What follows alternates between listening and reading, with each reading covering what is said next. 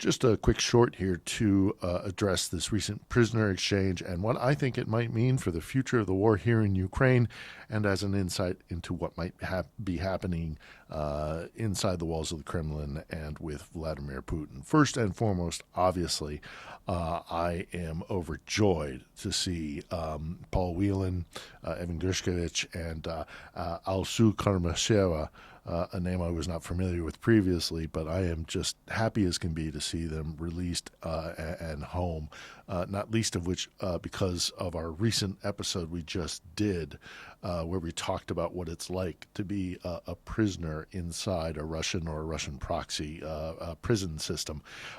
It's no joke, and it's brutal and cruel.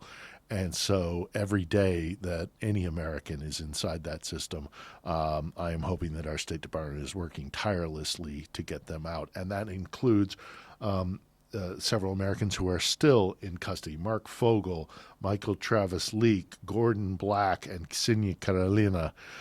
We should not forget that they are still inside, and we should be doing everything we can to get them out.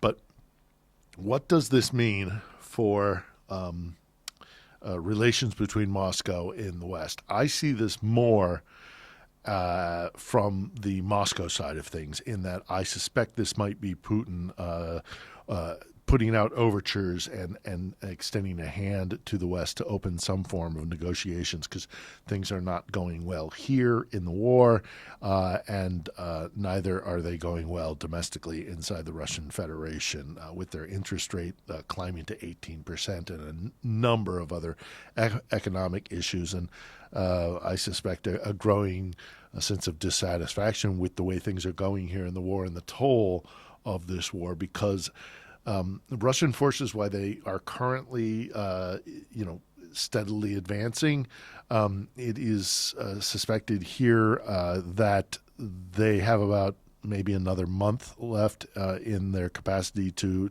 conduct offensive operations currently as things are, and they're not going to take much more land than they are already taking in Donbass. They're certainly not going to take a large population center like Kramatorsk or Kharkiv, and most notably, they're not going to take Odessa. They are going to lose this war. They might eke out conditions for a saving face peace agreement that will allow them to have that land bridge leading down to the Crimean Peninsula and Sevastopol. I am not in favor of that, but that might be what the international community demands for a land for peace negotiation. But I think the indication also that Putin would let go of dissidents like Volodymyr Karamurza or Ilya Yashin is a further indication that he had bigger things in mind than simply this prisoner exchange, because he's giving up a lot more than he's getting back. I know that getting back Vadim Krasikov, a convicted murderer out of Germany, was particularly difficult for Washington to achieve, but that exchange is widely disproportionate. And I don't want to diminish the efforts of the State Department because, well done, and the multinational coalition, well done. But this seems to me more about Putin trying to find an off-ramp than anything else.